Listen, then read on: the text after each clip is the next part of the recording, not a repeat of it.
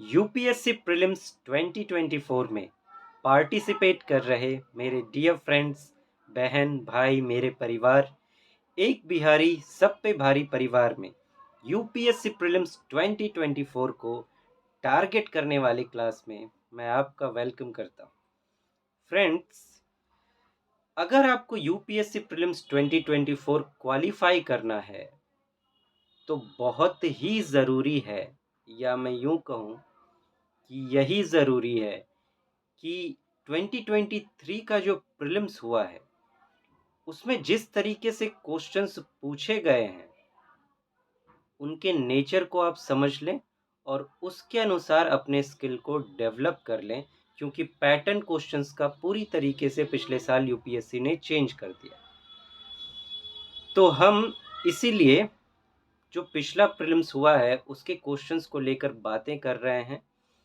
और मैंने आपसे कहा था कि देखिए, क्वेश्चंस को आप 4 भागों में डिवाइड कर सकते हैं कि एक होते हैं सिंगल स्टेटमेंट वाले क्वेश्चन, कुछ डबल वाले होते हैं, कुछ ट्रिपल वाले होते हैं, कुछ 4 एंड मोर होते हैं।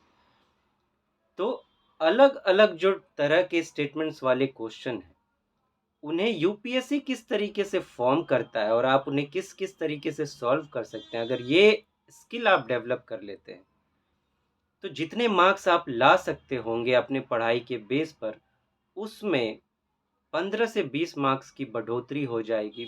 प्लस कभी-कभी ऐसा होता है कि आप जानते हुए गलत कर जाते हैं। तो मैं जिन क्षमताओं की यहाँ बात करूँगा, जिन जिन स्किल्स को आपके अंदर डेवलप करूँगा, उससे मार्क्स तो एनहांस होंगे ही, साथ ही साथ आप जो सॉल्व कर सकते थे, उसमें कन्फ्यूजन हो सकता था, वो कन्फ्यूजन खत्म हो जाएगी।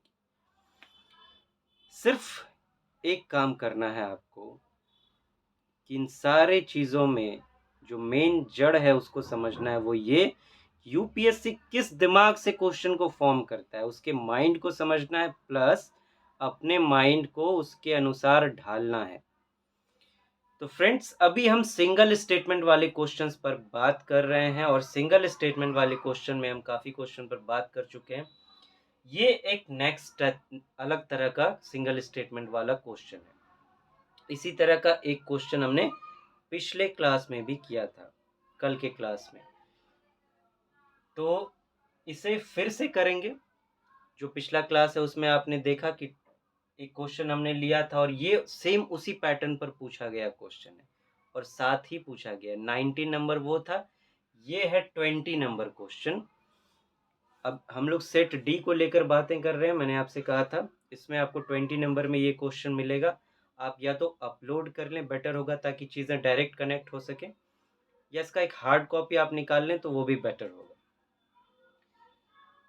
तो ये जो इस तरीके के क्वेश्चंस होते हैं, जैसे आइए देखते हैं यहाँ क्या दिया है। Micro satellite DNA is used in the case of which one of the following, और ये 4 ऑप्शंस दिए गए कि माइक्रो सैटेलाइट डीएनए इनमें से किस में यूज होता है। मैंने आपसे कहा था कि कुछ ऐसे जो वर्ड्स ब्रैकेट में दे के यूपीएससी पूछता है, इसमें कुछ वर्ड्स ऐसे होते हैं जिसमें आपको मीनिंग कुछ पता नहीं चलेगा कि उस शब्द का क्या मीनिंग है। तो वैसे क्वेश्चन में जिस स्किल की बात यूज करना है, जिस स्किल का, उस स्किल पर हम बात कर चुके हैं शुरुआत में ही। इस तरह के क्वेश्चंस का जिसमें कि कुछ मीनिंग निकल के आ रहा है, कुछ वर्ड्स ऐसे भी होंगे ब्रैकेट में जिससे कुछ मीनिंग निकल के आ रही होगी, जैसा कि हमने पिछले क्लास में बात की थी, ये भी वैसा ही है। तो उसमें क्या होता है कि मीनिंग को पहले तो आप क्रैक करने की कोशिश करें जड़ से कि ये मीनिंग क्या कहना चाह रहा है। उसके बाद उससे जो सबसे नज़दीक वाला मीनिंग आपको ऑप्शन में मिले वही आपका आंसर होगा। इस ये जो स्किल का ये एक रूल मैंने बताया, इस बेस पर आइए इसको सॉल्व करते हैं। क्या है? Micro satellite DNA. माइक्रो का मतलब आप समझते हैं, सबसे छोटा आप समझ लीजिए। माइक्रो सैटेलाइट भी आप समझते हैं कि सैटेलाइट क्या करता है, चीज़ों को ऑब्जर्व करता है, उसके बारे में इंफॉर्मेशन कलेक्ट करता है।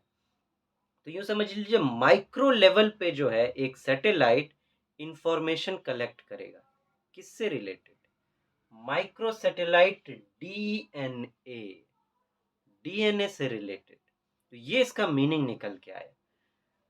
अब मेरा आपसे एक सवाल है, आप बहुत अच्छे से जानते होंगे कि डीएनए क्या होता है।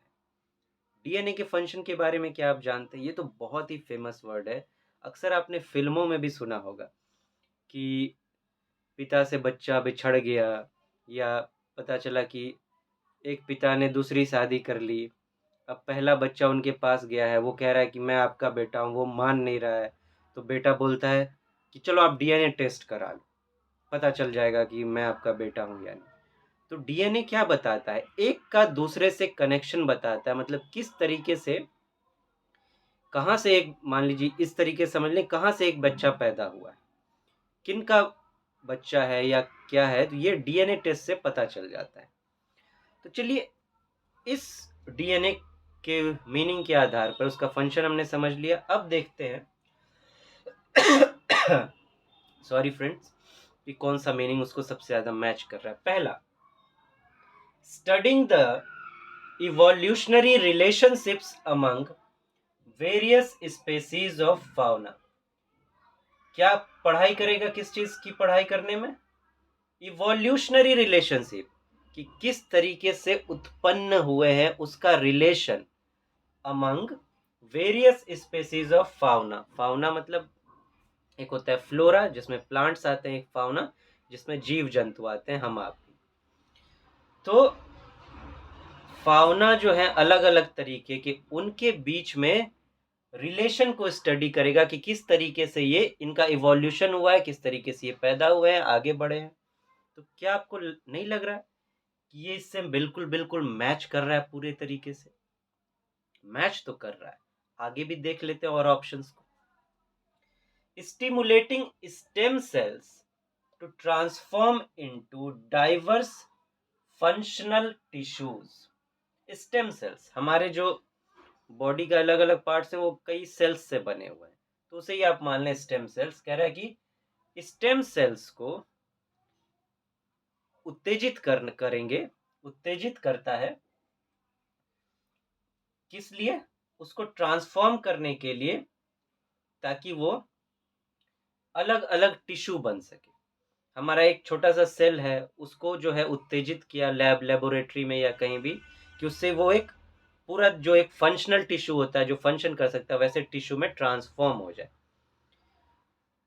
तो क्या आपको ये डीएनए से रिलेटेड मीनिंग कुछ इसमें समझ में आ रहा है कि ये डीएनए, डीएनए में क्या होता है कि एक का दूसरे से क्या रिलेशन है?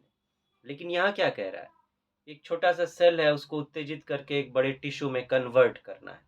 यहाँ तो कन्वर्जन की बात हो रही है। तो और ऊपर से छोटे को बड़े में बदलने की बात की जा रही है। और डीएनए में क्या होता है, किसने किसको पैदा किया है वो पता करना, और बड़े छोटे को पैदा करते हैं, छोटे बड़े को नहीं। तो यहाँ उल्टी चीजें हो रही है। प्लस डीएनए से रिलेटेड मीनिंग भी नहीं निकल के आ रही है, तो ये तो नहीं होगा। Promoting clonal propagation of horticultural plants. क्या कह रहा है? प्रोमोट करना, बढ़ाना। क्या? Clonal propagation. क्लोन का क्या मतलब होता है? जैसे कि मैं हूं, आप हैं, हमारे जैसा लेबोरेटरी में एक और किसी को तैयार कर दिया गया सेम टू सेम, तो इसको कहते हैं क्लोनिंग, क्लोन होना। तो हमारा एक क्लोन तैयार हो गया, जो है कि हम जैसे दिख रहे हैं वैसा ही एक और भी दिख रहा है, तो ये क्लोन तैयार हो गया। तो देखिए, सेम टू सेम बात की जा रही है कि हमारा एक सेम टू सेम क्लोन, लेकिन डीएनए में तो ये नहीं होता है। दूसरे का दूसरे क्या रिलेशन, सेम टू सेम तो बात नहीं हो रही है। ऊपर से ये सिर्फ हॉर्टिकल्चरल प्लांट की बात कर रहा है। ये जो फल फलों के पेड़ होते हैं, इस तरह के प्लांट की बात कर रहे हैं, मतलब एक पर्टिकुलर छोटे से चीज पे अड़का पड़ा है। तो लेकिन यहाँ क्या बात करी, माइक्रो सैटेलाइट डीएनए की, माइक्रो लेवल पर चीजों को ऑब्जर्व करना है।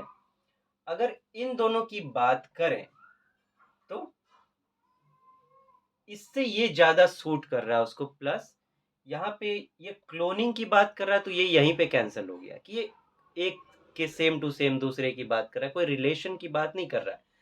क्लोनल प्रोपेगेशन की बात कर रहा है कि उसको प्रोपेगेट करना है, फैलाना है, बढ़ावा देना है, और सिर्फ हॉर्टिकल्चरल प्लांट पे। तो उससे मैच नहीं हो रहा है कि डीएनए की जो मीनिंग, ये भी cancel. assessing the efficacy of drugs by conducting series of drug trials in a population. क्या कि ड्रग सही है या नहीं है, उसका वो एफिशिएंट है या नहीं है, अच्छा है या नहीं है, इसका मूल्यांकन करना कैसे? Bye conducting series of drug trials in a population, कि एक कोई खास पॉपुलेशन में उस ड्रग का ट्रायल करना है, ये दवाई सही है या नहीं है। जब भी कोई नई दवाई बनती है तो उसका ट्रायल किया जाता है लोगों पर।